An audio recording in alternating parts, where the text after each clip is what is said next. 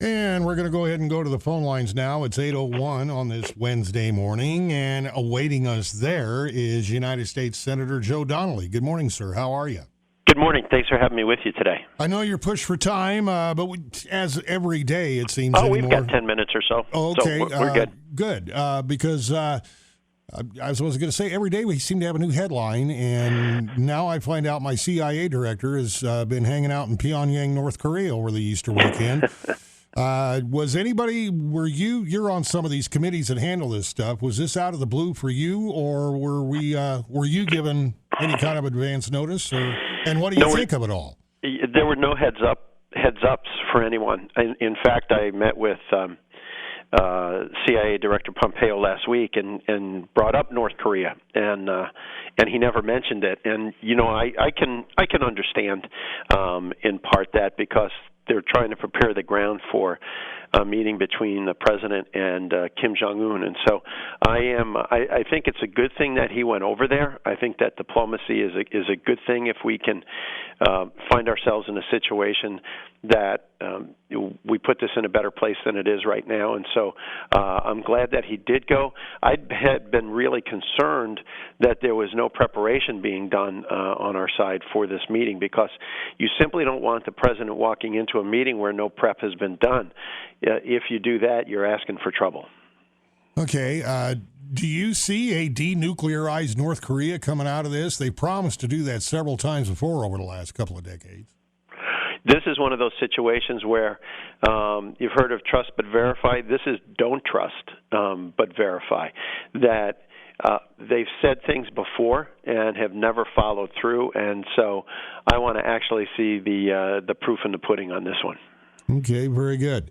Something else that has come up would be our ambassador to the UN over the weekend saying one thing and then another thing, and now another thing being said by her again back to, I don't know what Lawrence Summers is doing up there. I'm not sure what his job is. But anyway, where are we on sanctions on Russia? Is it going to happen? Is it not going to happen? I'm a strong supporter of sanctions on Russia. Russia has threatened their neighbors in the Baltic region, has invaded their neighbor Ukraine, has taken their area in Crimea, has taken a big portion of eastern Ukraine as well, just taken it.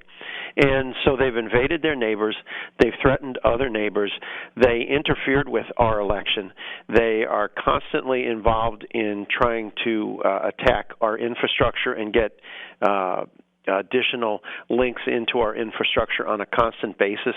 And so we have had sanctions placed on Russia, on a number of their what are called oligarchs, their richest people who are Putin's friends, and we were going to have more sanctions, and the president took them off. I think they should have been left on.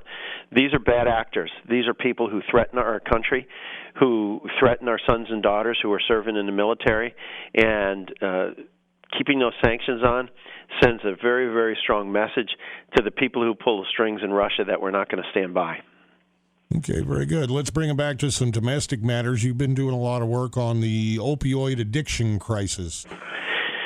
We've been working recently and before as well, and we're starting to see some results in terms of this particular program. But the United States Department of Agriculture announced that it's giving funding priority to two key grant programs that I've been pushing very, very hard to help combat the opioid epidemic. And one is a distance learning in the telemedicine grant program. And what that will do is help provide opioid prevention and treatment and recovery services in Fulton County and in other counties. So you'll be able to use that USDA grant through telemedicine to be able to link to Methodist Hospital in Indy. You know, you can be working with Woodlawn. You can also link to Methodist Hospital in Indy or Northwestern in Chicago or Memorial or St. Joe in South Bend or Parkview in Fort Wayne or for that matter, you know, hospitals in New York and anywhere else, and be able to receive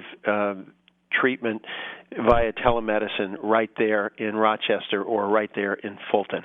Additionally, we have another grant for community facilities that's going to provide funding for facilities in our rural communities that'll help provide a local response to the opioid addiction challenge. And what I want to do is make it so that everybody's son and daughter in Fulton County, Miami County, Marshall County, throughout our region, come home safe every night.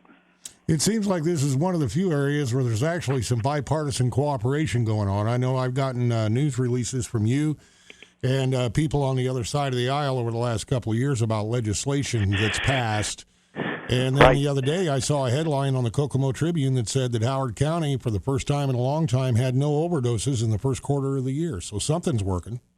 Thank God for that. It is one of those situations where you try on every single front, and the more you push, you hope that it all comes together. I've worked really, really hard to change prescribing practices in our state and in this country so that our doctors and pharmacies are much more attuned, are much more are looking much closer at the prescriptions that are going out there. And what we're seeing is a decline in the number of opioids that are prescribed, which is really important because that takes product off the street as well. And so if we can change prescribing practices, if we can put in telemedicine facilities, if we have the ability, our law enforcement members, our Fulton County Sheriff and Rochester Police and the other law enforcement team go after the pushers and go after the drug dealers. We have a program called HIDA, high-intensity drug trafficking areas, that Marion County and Lake and Porter and LaPorte are involved in, that provide us with extra resources from DEA and from FBI. And in those areas, the work there filters down to Fulton County as well. And so we're trying to push on every front to keep our kids safe. Okay, very good. And we saw some headlines this week, and I think it came out as CBO. I could be wrong. But it talked about some pretty serious deficit news and debt news. I mean, it was already serious. I want to begin this by asking to clarify for people. We hear about this $1 trillion tax cut that we just got. Is that per year, or is that out over a decade? No, what that tax cut did is it provided tax cut relief actually for corporations permanently, and for individuals only for a couple of years. So for the corporations it was made permanent. For all of us, it gets cut off after X number of years. And what it did, so all of these tax cuts that were put in place, and this is why, in part, why I voted against this, what it did is it gave all these tax cuts, and it didn't pay for any of them. And so it was like taking out a loan and making your kids pay the bill. That's what this was all about. None of this was paid for. We actually reduced revenues by a tremendous amount and didn't pay for any of this. And in addition, what we're going to see as a result of this tax cut is that the health care premiums that we'll be seeing this fall will be much, much higher than any actual tax cut that people will get in their paychecks. So this is a double whammy, actually a triple whammy, because Paul Ryan said that he said the day after, we found we have deficits. It's like, yeah, because you just gave away $2 trillion. And he said the way we have to pay for that is by cutting Medicare and Social Security. Well, I think it's more important to have Medicare and Social Security for seniors than to give a tax cut to the very, very wealthiest people in our country.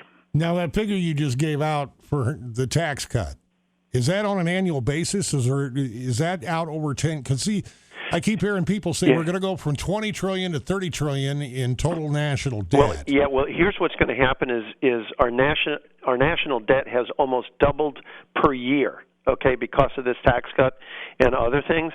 So each and every year, our deficit's going to increase by $1 trillion. So $1 trillion this year, $1 trillion in 2020, over $1 trillion in 2021. It's scandalous. Okay. And it is a bill we're giving to our children, which we never should have done. I apologize that I have to get going, but I want to thank everybody in Fulton County for all you do to make our state great, our country great, and tell you what an honor it is to serve you. Well, we certainly thank you, Senator Donnelly, and We got a while yet before November, so don't be shy about calling us. I'll be back. Again, United States Senator Joe Donnelly, thank you very kindly for your time, sir. I know I it's may valuable. actually show up with the coffee and donuts some morning soon. Please do. Okay. Tom's on vacation, so I'm here by my lonesome. Well, you did awesome.